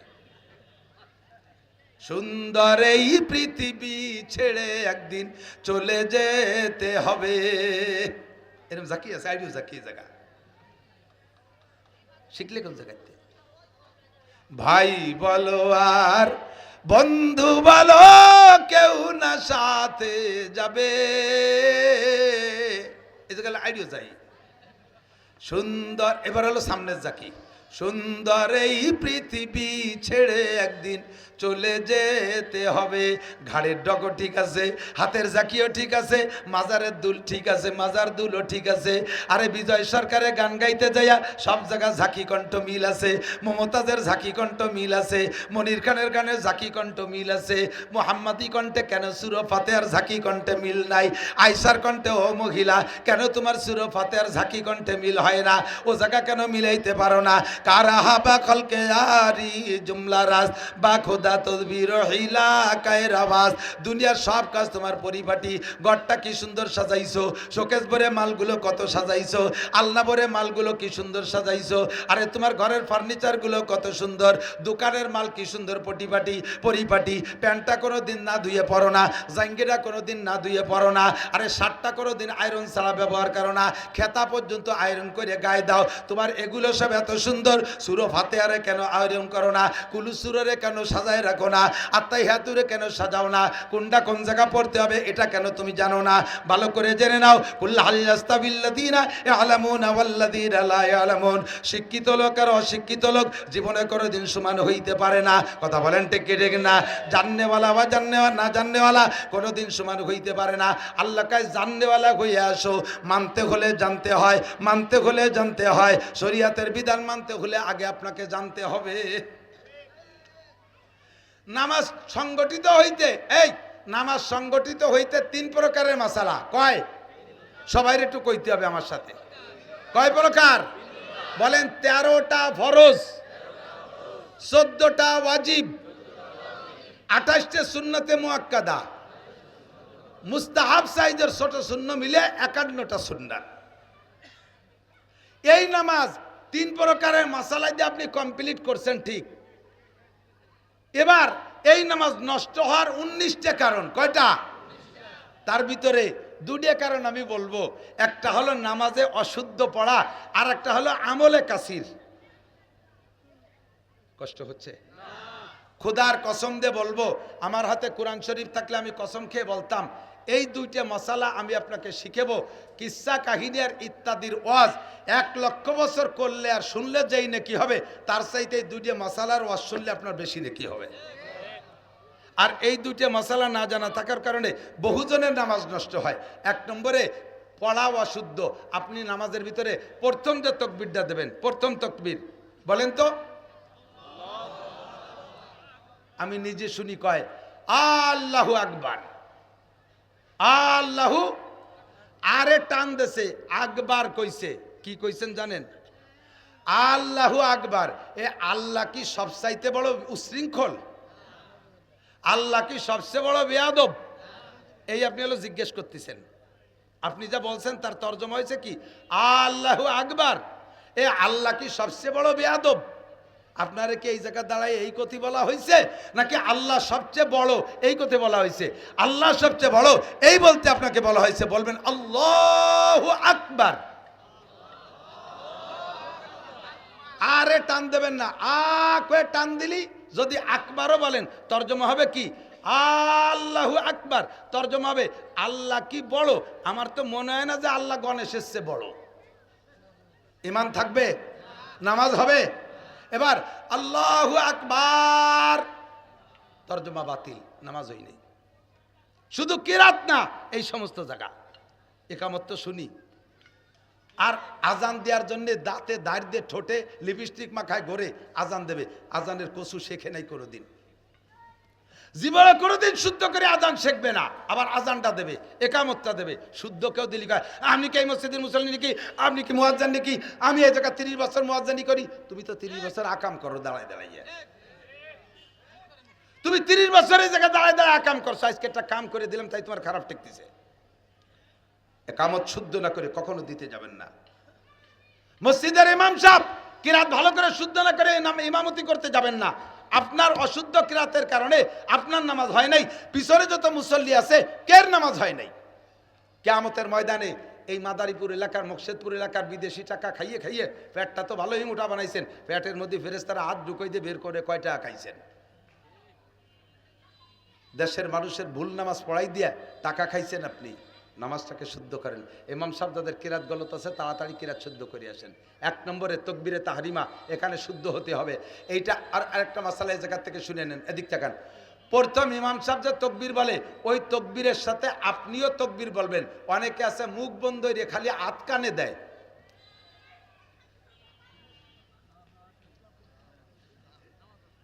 তেরো ফরজের একটা ফরজ তকবীরে তাহরিমা মুখে বলা, কথাকান। এইটা শুধু ইমাম সাহেব আল্লাহু আকবার বলবে না, আমরা সবাই বলতে হবে আল্লাহু আকবার, ঠিক আছে? এই তকবীর বলে না, খালি কানে হাত দেয়। কানে হাত না দিলেই নামাজ হবে, কোনো সমস্যা নাই। কানে হাত দেওয়া সুন্নত, সুন্নত ছুটে গেলে নামাজ নষ্ট হয় না। নামাজ হয় কিন্তু সুন্নত তরকের গুনাহ হয়। ফরজ আর ওয়াজিব ছুটে গেলে নামাজ হয় না। কাজেই আপনাকে এই ফরজ তকবীরটা, এরপরে উঠতে বসতে যে তকবীরগুলো এগুলো বলা সুন্নাত। না বললে নামাজ হয়ে যাবে, বললে নামাজ পূর্ণ হবে। কথা কি বোঝা গেছে?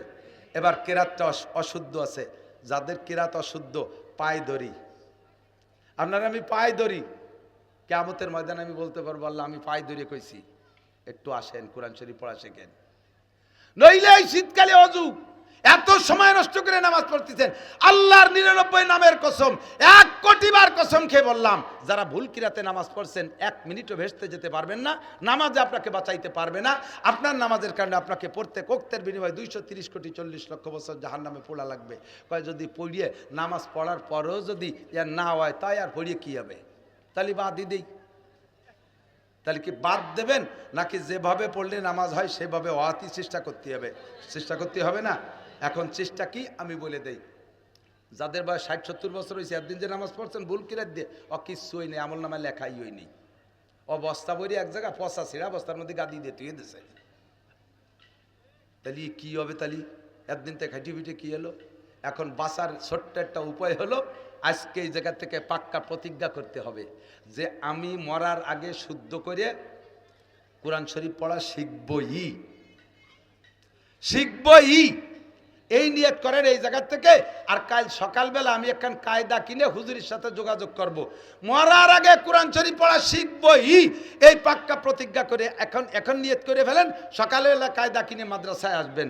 এই নিয়তটা করে আপনি বাড়ি গেছেন, রাতের বেলা আপনি মরে গেছেন, মারা গেছেন, আল্লাহ তাআলা এই নিয়তের ওসিলায় বিগত 60 বছরের ভুল নামাজরে শুদ্ধ করে খাতায় লিখে দেবে। এই একটা মাত্র। এবার নিয়তের মধ্যে যদি সিটারি বাটপাড়ি থাকে, আমি আল্লাহরে যে কইছি তো দেবো, এমনি তো পড়বই না, এমনি তো কায়দা কেন বই না, ওই আল্লাহরে কয়ে দিলাম আর কি। আল্লাহ আমার আপনার মনের খবর জানে কি জানে না? ভালো করে জানেন। এই ইমাম সাহেবরা সময় কম, এই জন্যই মাথায় মাথায় মারাত্মক 2-3 কয়ে চলে যাচ্ছি। এদিক তাকান, ইমাম সাহেবরা কিরাত পড়বেন, মুরব্বী সবাই সবাই সবাই সবাই এদিক, ভেরি ভেরি ইম্পর্টেন্ট, অত্যন্ত জরুরি। আপনি কিরাত পড়েন, কিরম পড়েন নামাজের ভিতরে?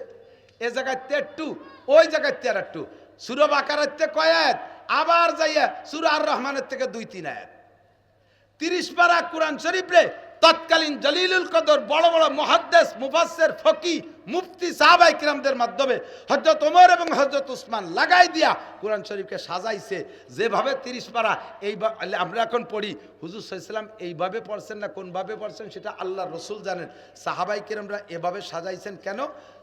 সূরার নাজিলের দিক দিয়ে, অবতরণের দিক দিয়ে, শরীয়তের মাসালার দিক দিয়ে মিল করিয়া, শরীয়তের মাসালার দিক দিয়ে মিল করে, তরজমার দিক দিয়ে মিল করে, ঘটনার দিক দিয়ে মিল করে, অনেক কিছু মিলাইয়া এভাবে সাজাইছে। শুরুতে সূরা ফাতিহা রাখছে, এরপরে বাকারা, এরপরে আল ইমরান, এরপরে নিসা, এইভাবে যাইতে যাইতে সূরা ফালাক, সূরা নাস শেষ করছে। এদিক তাকান, আমপারায় যাইয়া একটা সূরার নাম সূরা ফিল, আলাম তারা, কতক্ষণ আলাম তারা। দ্বিতীয় তারপরে সূরার নাম কি? লিলাফি কুরাইশ। খুব বোঝার জন্য বলতেছি, খেয়াল করতেছেন না আপনারা? এদিক তাকান। মাগরিবের নামাজ আজকে ইমাম সাহেব আমি ডাকে বলছি, কষ্ট পেয়ে না ইমাম সাহেব, তার আমি শিখাই দিছি। কিরাত পড়ছে ইজাস সামাউন ফাতারাতের থেকে প্রথম 4-5 আয়াত পড়ে নাই। ইজাস সামাউন ফাতারাত ওয়া ইদাল কাওয়াকিবুন তাসারাত। ইমাম সাহেব কষ্ট পাবেন না, লজ্জা পাবেন না। আপনাকে সূত্র করে এই জায়গার সমস্ত মানুষ মাসালা শিখতে পারতেছে, আপনিও নাকি পাবেন ইনশাআল্লাহ। আর সে গ্রহণ করছে, আমি তারা বলে দিছি, গিবাত করতেছি না, তারা আমি আগে বলে দিয়ে নিছি। প্রথম রেখাতে পড়ছে ইজাস সামাউন ফাতারাত ওয়া ইদাল কাওয়াকিবুন তাসারাত ওয়া ইদাল বিহারু ফুজ্জিরাত ওয়া ইদাল কুবুরু বুসিরাত ওয়া ইদাল কুবুরু বুসিরাত আলিমাত নাফসুম মা কদ্দামাত ওয়া আখখারাত। 5টা আয়াতের ভিতরে আল্লাহ বললেন তার বড় বড় কুদরত প্রকাশ করছে। ইজাস সামাউন ফাতারাত, যখন আসমান ফেটে যাবে, ওয়াইদাল কাওয়াকিবুন তাসারাত, তারকাগুলো ছিটে ছিটে পড়ে যাবে, ওয়াইদাল কুবুরু বুসিরাত, কবরের থেকে মানুষ বের হয়ে যাবে। তারপরে ওয়াইদাল বিহারু, ইজাস সামাউন ফাতারাত ওয়াইদাল কাওয়াকিবুন তাসারাত ওয়াইদাল বিহারু ফুজ্জিরাত, সাগরের পানি উতলে পড়বে, ওয়াইদাল কুবুরু বুসিরাত, আলিমাত নাফসুম মা কদ্দামাত ওয়া আখখারাত। আর ময়দানে মাহশারে মানুষ জানবে, সব মানুষ জানবে মা কদ্দামাত ওয়া আখখারাত, আগে পিছে কি তুমি পাঠায় আসছো, আগে পিছনে কি করছো, সামনে জন্য কি করে আসছো, এগুলো জানবা। আল্লাহ তার এই বড় কুদরতগুলো ব্যক্ত করে এরপরে বলতেছেন ইয়া আইয়ুহাল ইনসান, ইয়া আইয়ুহাল ইনসান মা গাররাকা বিরাব্বিকাল কারীম। তোর যেই রব এত কিছু করতে পারে, কোন জিনিসে তোর এত বড় মহা ক্ষমতাবান আল্লাহ তাআলাকে ভুলাই দিল তোর অন্তর থেকে। আল্লাহ পাক এই কথাটা বলার জন্য আগে 5টা কথা বলে এনেছে, আর ইমাম সাহেব সেই 5টা কথা বাদ দিয়ে ইয়া আইয়ুহাল ইনসানু মা গাররাকা বিরাব্বিকাল কারীম এখান থেকে শুরু করছে। তাহলে শুরুর ওই প্রথম 5 আয়াত কি অপ্রয়োজনীয়? সেটা আল্লাহ কেন নাজিল করলেন? তুমি মাত্র 2টি আয়াতকে কেন ছেড়ে দিবা? নামাজ হই নাই তা না, নামাজ হয়ে গেছে, কিন্তু তরজমার দিক দিয়ে মনের ভিতরে খুব খসখস করতেছিল। এরপরে আবার দেখলাম কয় আয়াত পড়ে যাইয়া এরপরে 2টি আয়াত পড়লে তরজমাটা পূর্ণ হয়, সেই 2টি আয়াত বাদ দিয়ে রুকুতে চলে গেছে। তখন আরো জ্বালা ঠেকতেছে। আল্লাহ কাজটা করলো কি, এই 2টি কথা হলি তো বিষয়টা আলোচনা কমপ্লিট হতো। তা না পড়ে এবার পড়ছে যে দ্বিতীয় রেখাতে লিলাফি কুরাইশ। মনে আছে নাকি? আজকের মাগরিব মনে আছে? বোঝেন নাই? আল্লাহ তাআলা কি বলছেন? যে ঘটনাটা ঘটাইছি, এটা ঘটাইছি কুরাইশদেরকে খুশি করার জন্য। তাহলে এ কথা দ্বারা বোঝা যায় আগে একটা ঘটনা আল্লাহ ঘটাইছে, সেই ঘটনাটা ঘটাইছে কি জন্য? কুরাইশকে খুশি করার জন্য। কেন? এই ঘটনাটা কি? নবী পাক সাল্লাল্লাহু আলাইহি সাল্লাম নবী হওয়ার আগে, হুজুরের জন্মেরও আগে বললে এই আসহাবে ফিলের ঘটনা।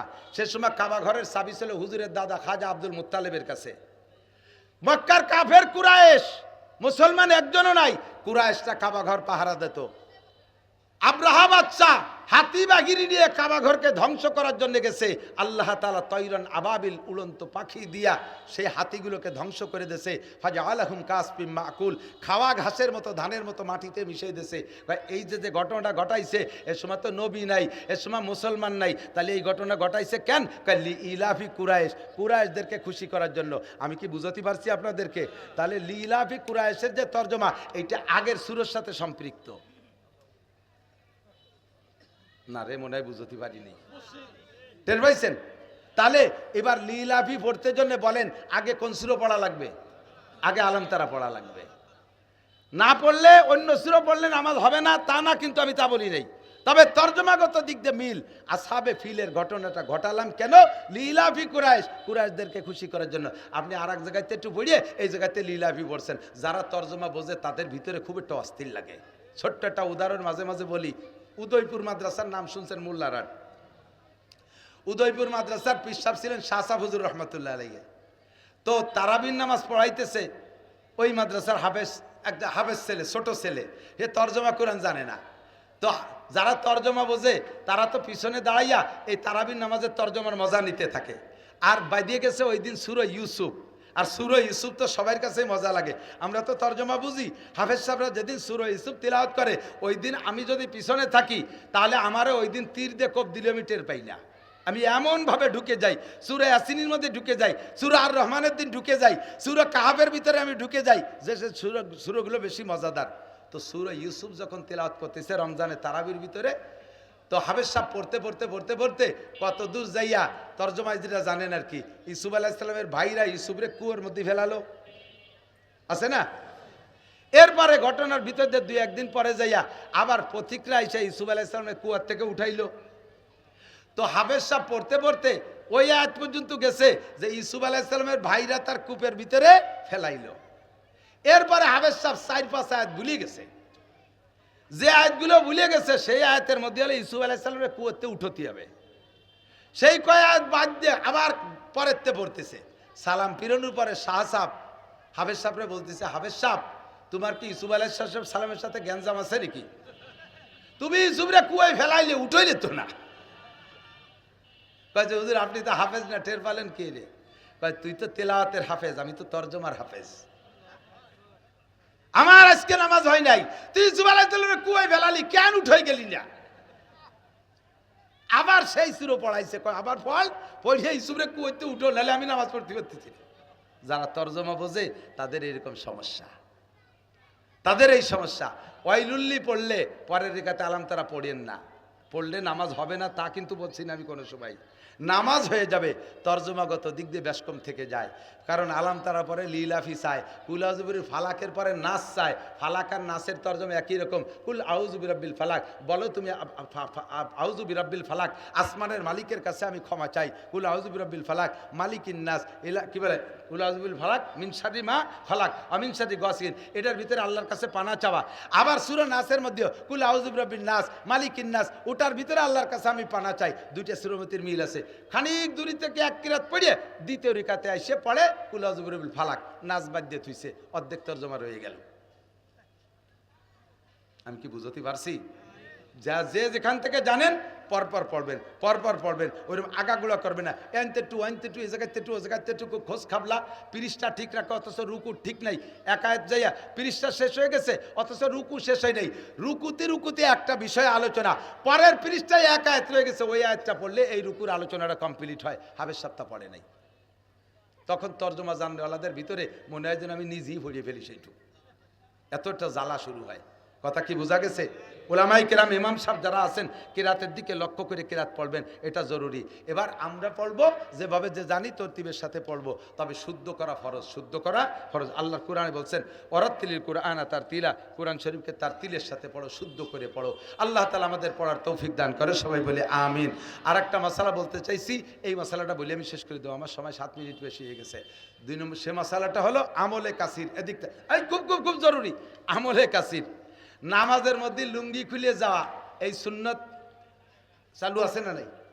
নামাজের মধ্যে লুঙ্গি খোলে না, এখন খুলে যায়। তো লুঙ্গি খুলে গেলে নামাজের মধ্যে যদি লুঙ্গি পরেন তাহলে নামাজ ছুটে যাবে, বোঝে নাই? নামাজের মধ্যে লুঙ্গি খুলে গেছে, এই লুঙ্গিরে যদি নামাজের মধ্যে পড়েন তাহলে নামাজ ছুটে যাবে, এটা আমলে কাসির। তাহলে কি বাকি নামাজ কি ল্যাংটা হয়ে পড়বো? তাহলে কি করি? তো এক আধ লুঙ্গি ধরে রাখি। এক আধের লুঙ্গি ধরে রাখতে পারবেন কতটুক টাইম? সুবহান রাব্বিল আযীম, সুবহান রাব্বিল আযীম, সুবহান রাব্বিল আযীম। এর বেশি টাইম যদি এক আধের লুঙ্গি ধরে রাখেন তো ধরে রাখলেও ছুটে যাবে নামাজ। তাহলে কি বর্ব নাকি? তাই তাহলে 2 আধেই পড়বেন লুঙ্গি। কি করবেন? 4 রিকাত ওয়ালা নামাজ, 2 রিকাতের পরে লুঙ্গি খুলে গেছে, 2 আধের লুঙ্গি পড়বেন, নামাজ ছুটে গেছে। ফিরে আর আবার নতুন করে তাকবীরে তাহরিমা নিয়ত করে আল্লাহু আকবার, আবার নতুন করে শুরু করবেন। আগে যে 2 রিকাত ছুটে গেছে লুঙ্গি পরার আগে, লুঙ্গি খোলার আগে, ওই 2 রিকাত ইমাম সাহেব সালাম ফিরানোর পরে আবার পড়িয়ে দিতে হবে। বোঝা গেছে? বোঝা গেছে? পকেটের মধ্যে মোবাইল বাজি উঠছে, মমতাজের গান গাইয়েই যাচ্ছে, আর ইমাম সাহেব সূরা ফাতিহা পড়তেছে। কোন গান শুনবেন? মমতাজের ডা না ইমামের ডা? ইমামের ডা। মমতাজের গান জোরে জোরে গাইতেছে, বুড়োরা তো রাগে ফুলিয়ে যাচ্ছে, কয় সালাম ফিরানো যে দেরি, বুড়োরা এবার কয় মোবাইল দেবো তোর যে জায়গায় দিয়ে যায়, মসজিদের মধ্যে উস নাই, বাংলা কয়ে বেলাইছে কোন দিয়ে যায়। এখন কি করতে হবে? এই মোবাইল বন্ধ করতে হবে। একটা ফরজ আদায় করার ভিতরে 2 বার মোবাইল বন্ধ করতে পারবেন। দাঁড়ানো একটা ফরজ, কেরাত একটা ফরজ, এই একটা ফরজের ভিতরে 2 বার মোবাইল বন্ধ করতে পারবেন পকেটেতে বেরোইয়া। এবার বন্ধ করার টাইম আবার কতটুক? এতটুক টাইমের মধ্যে বন্ধ করবেন যাতে 3 বার তসবিহ পড়ে সারা না যায়। তার আগে সুবহানা রাব্বিল আজিম, সুবহানা রাব্বিল আজিম, সুবহানা রাব্বিল আজিম একটুক পড়ার ভিতর দিয়ে আপনি একবার বন্ধ করে সারবে। এদিকে পকেটে টাইট জায়গা বাজিয়ে গেছে, টাইম নিয়ে বাইরুতি সে কিরাত শেষ, ইমাম সাহেব রুকুতি চলে বাইরেই রে, এরপরে 12 হয়েছে বাটন খুঁজে পাচ্ছে না, টিপতে তা বন্ধই হয় না, ইমাম সাহেব রুকুতি চলে গেছে। ওই একবার বন্ধতে আপনার নামাজ বাতিল। আপনার কথা কি বোঝা গেছে? মোবাইল বন্ধ করতে হবে, তবে শর্ট টাইমের ভিতরে একটা ফরজ আদায় করার ভিতরে 2 বার বন্ধ করতে পারবেন। 3 বার বন্ধ করলে নামাজ ছুটে গেছে। মোবাইলে বন্ধ রেখে আবার তাকবীরে তাহরিমা বাঁধতে নামাজ শুরু করবেন। যে কয় রিকাত আগে চলে গেছে সালাম ফিরানোর পরে ওই কয় রিকাত আবার পড়ে নেবেন। কথা কি বোঝা গেছে? আল্লাহ তাআলা আমাদের আমল করার তৌফিক দান করেন, বলেন আমিন। সময়ের অভাব, স্বাস্থ্যের দুর্বলতা, যা পারছি বুঝছি বলেছি, আলোচনা করেছি। আল্লাহ তাআলা আমল করার তৌফিক দিক। আপনাদের মাদ্রাসার দিক খেয়াল রাখবেন, মসজিদের দিক খেয়াল রাখবেন। আজান হবে, জামাতে, বড় জামাতে নামাজ পড়বো। আজকের নামাজটা জামাতের সাথে পড়বো ইনশাআল্লাহ, ঠিক আছে তো? এরপরে পিসাব হুজুর আছেন, হুজুর বয়ান করবেন, হুজুরের বয়ান শুনবো। সুবহানাল্লাহি বিহামদি, সুবহানাল্লাহিল আযীম। সেলিম গাড়ি রে বাইরে বের করে ফেলো তাড়াতাড়ি।